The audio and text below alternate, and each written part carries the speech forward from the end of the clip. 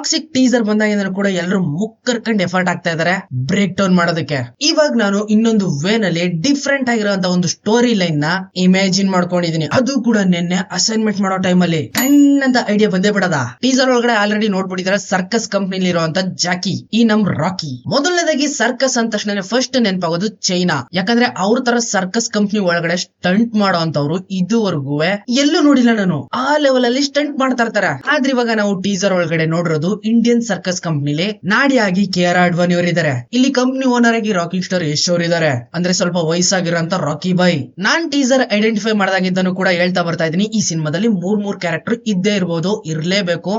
ಈ ಪಾಯಿಂಟ್ ನೋಡಿದ್ರೆ ಇದ್ದೇ ಇರ್ತಾರೆ ಅಂತ ಅನ್ನಿಸ್ತಾ ಇರ್ತದೆ ಅಂತ ನಿಮ್ಗೆ ಯಾವಾಗ್ಲೂ ಹೇಳ್ಕೊಂಡ್ ಬರ್ತಾನೆ ಇದೀನಿ. ಯಾಕಂದ್ರೆ ಇದು ನನ್ ಥಿಯರಿ, ನಾನ್ ಈ ರೀತಿ ಯೋಚನೆ ಮಾಡ್ತಾ ಇರೋದ್ರಿಂದ ನಿಮ್ ಜೊತೆ ಇದನ್ನ ಶೇರ್ ಮಾಡ್ಕೋತಾ ಇದೀನಿ. ಇನ್ನ ರಾಯ ಇಂಟ್ರೊಡಕ್ಷನ್ ವಿಡಿಯೋ ಒಳಗಡೆ ಒಬ್ಬ ಗ್ಯಾಂಗ್ಸ್ಟರ್ ಅವನ್ ಮಗನ ಫಿನರಲ್ ನಡ್ಸೋದಕ್ ಬಂದಿರ್ತಾನೆ, ಅದು ಕೂಡ ಪೀಸ್ಫುಲ್ ಆಗಿ. ಸೊ ಅವಾಗ ನನಗೆ ಐಡಿಯಾ ಹೊಳಿತು, ಟೀಸರ್ ಒಳಗಡೆ ಏನೋ ಸಮಥಿಂಗ್ ಇಡನ್ ಆಗಿ ಇಟ್ಟವ್ರೆ.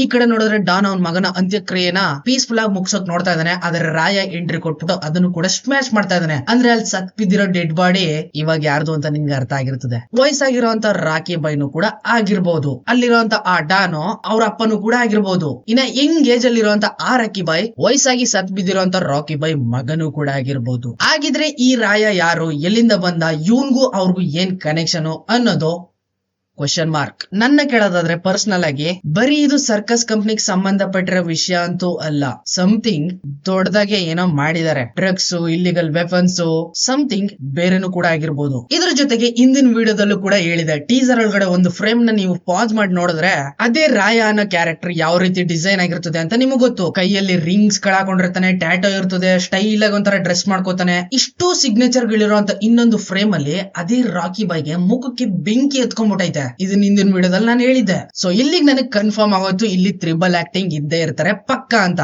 ಸೊ ಅಲ್ಲಿ ಅಂತ್ಯಕ್ರಿಯೆ ಮಾಡ್ತಾ ಇರೋದು ವಯಸ್ಸಾಗಿರೋಂತ ರಾಕಿ ಬಾಯ್ಗೆ ಅಂತ ಇಟ್ಕೊಳ್ಳಿ. ಇನ್ನ ಅವನಿಗೆ ಯಂಗ್ ಆಗಿರೋಂತ ರಾಕಿ ಬಾಯ್ ಮಗ ಅನ್ನೋನು ಕೂಡ ಇರ್ತಾನೆ. ಈಗಾಗ್ಲೇ ಬಿಯರ್ಡ್ಲೆಸ್ ಅಲ್ಲಿರುವಂತ ಲುಕ್ ಅಲ್ಲೂ ಕೂಡ ನೋಡಿದಿರಾ, ಅವನು ಮಗ ಕೂಡ ಆಗಿರ್ಬೋದು ಆ ವಯಸ್ಸಾಗಿರೋಂತ ರಾಕಿ ಬಾಯ್ಗೆ. ಅವ್ರ ಅಪ್ಪನ ಅಂತ್ಯಕ್ರಿಯೆನ ಈ ರೀತಿ ಧ್ವಂಸ ಮಾಡೋದ್ರ ಜೊತೆಗೆ ಕೊಲೆನೂ ಕೂಡ ಮಾಡಿರ್ತಾನೆ ರಾಕಿ ಬಾಯ್ ಅಂತ ಅನ್ಕೊಂಡು ಮಗ ಯಾಕೆ ಇಲ್ಲಿ ನೆಕ್ಸ್ಟ್ ರಾಯನ್ ಅಟ್ಯಾಕ್ ಮಾಡಬಾರ್ದು?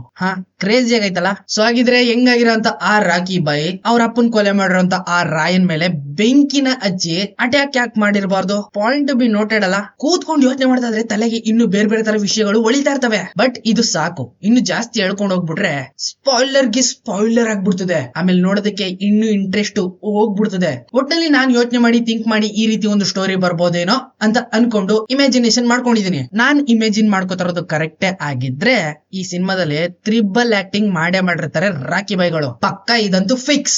ಸೊ ಈ ಥಿಯರಿ ನಿಮ್ಗೆ ಯಾವ ರೀತಿ ಅನ್ನಿಸ್ತು ಅನ್ನೋದನ್ನ ಕಮೆಂಟ್ ಮಾಡಿ. ಅಥವಾ ನಿಮ್ಮ ಮೈಂಡ್ ಅಲ್ಲಿ ಏನಾದ್ರು ಬೇರೆ ಬೇರೆ ರೀತಿ ಥಿಯರಿಗಳು ಓಡ್ತಾ ಇದ್ರೆ ನನ್ನ ಇನ್ಸ್ಟಾಗ್ರಾಮ್ ಅಕೌಂಟ್ ಗೆ DM ಮಾಡಿ. ಸಿಗ್ತೀನಿ ಮುಂದಿನ ವಿಡಿಯೋದಲ್ಲಿ. ಅಲ್ಲಿವರೆಗೂ ಕಾಯ್ತಾ ಇರಿ. Keep watching. ಬಾಯ್ ಬಾಯ್.